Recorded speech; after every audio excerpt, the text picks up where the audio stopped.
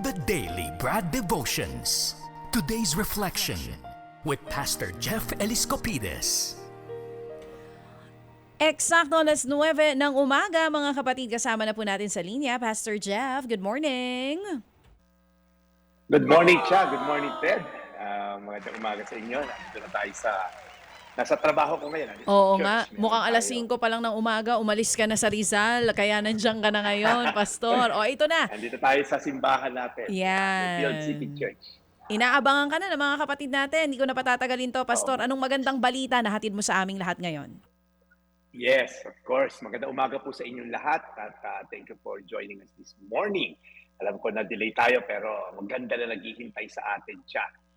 Meron lang akong tanong sa ating mga kasamahan. Alam niyo yung feeling na-experience nyo na ba nalobat ka? Di ba sa telepono, yung telepono nyo.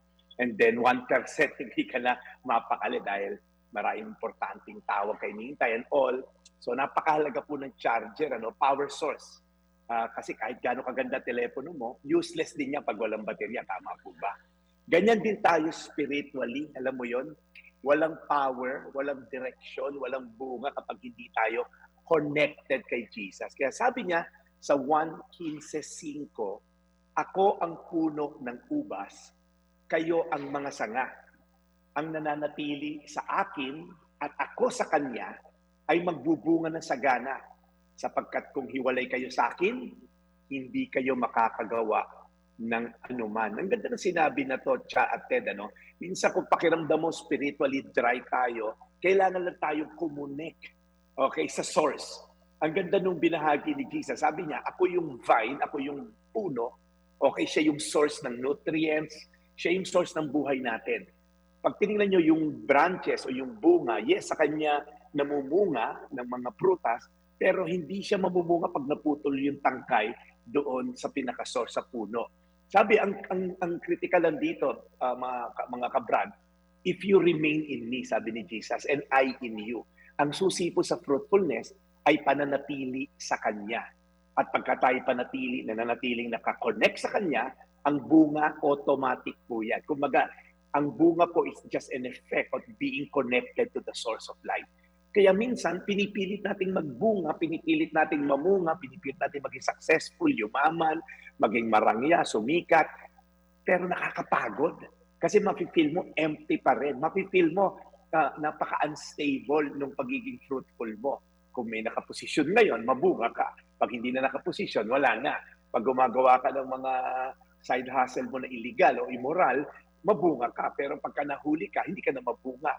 Pero sabi ni Jesus, it's just a result of being connected to me. Kaya sabi niya, apart from me, kung hindi kayo nakakonect sa akin, wala kayong magagawa. Wala rin tayong magagawa na may lasting impact pag gumiwalay tayo kay Kristo. Kaya po, at the end of the day, as I end, paano makakonect sa vine? Consistent po na prayer. Patuloy tayong manalangin. Kahit fruitful ka ngayon o hindi, patuloy tayong manalangin kasi may process din po pagiging fruitful. Pangalawa po, yung obedience to His will. Patuloy ka lang sumunod, even if it doesn't make sense minsan. Papatawarin ko yung tao na yan, ang sama-sama niyan. Pero obedience to the will of the Lord. Magiging mabait ako dyan. Magpapakumbaba ako ngayong pag nasa posisyon ako. Ngayon ang pagkakataong makaganti at makabawi. But the Bible says, be humble. Hayaan mo, ako bang gaganti para sa iyo.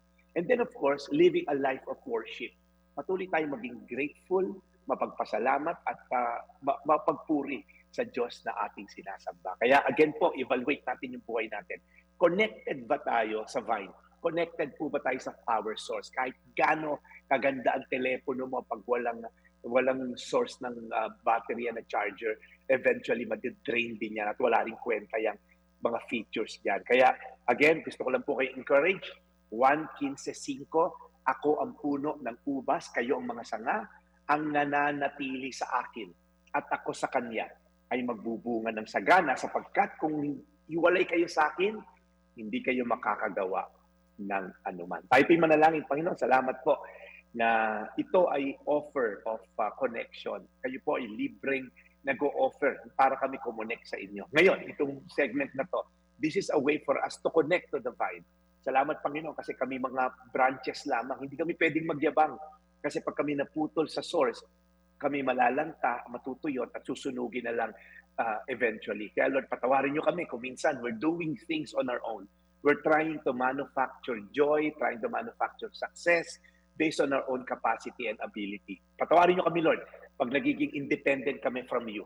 Tulungan niyo kami na laging nakadepende sa iyo lamang at wala nang iba. Sa pangalan ni Jesus. Amen. Amen. Amen. And Lord, salamat po muli today sa aming pakikinig sa napakagandang aral na ito. Lord, nawa ito po'y aming namnamin at isa diwa at isa puso at gawin. Lord, alagaan niyo po si Brad Jeff na amin pong laging pinakikinggan sa kanyang mga magandang mensahe. Bless him and keep him safe always. In Jesus' name we pray. Amen. Amen. Amen. Salamat, Brad. A very, very good and friendly reminder. Very timely. Ngayong araw na ito. Friendly. Sige. So, Brad, mukhang ikay nasa Rebuild Church office ngayon. Magandang umaga sa Yes. lahat ng iyong kasamahan dyan. Meron ka bang announcement bago tayo mag-break lamang? And of course, no, ang iyo din paalaala na bukas ay bisperas na ng Biyernes. Okay, go! Well, Brad Ted, every Saturday naman po, nasa Revealed City Church tayo na Facebook at YouTube channels.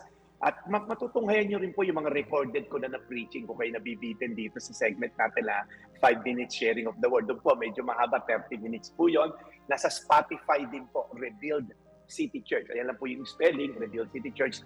At nasa YouTube at Facebook din po tayo. So, Brad Ted, maraming salamat sa opportunity. Ito po ang inyong lingkod, Pastor Jeff, your daily dose of inspiration. Thank you, serving the people, Brad Jeff Eliscopides.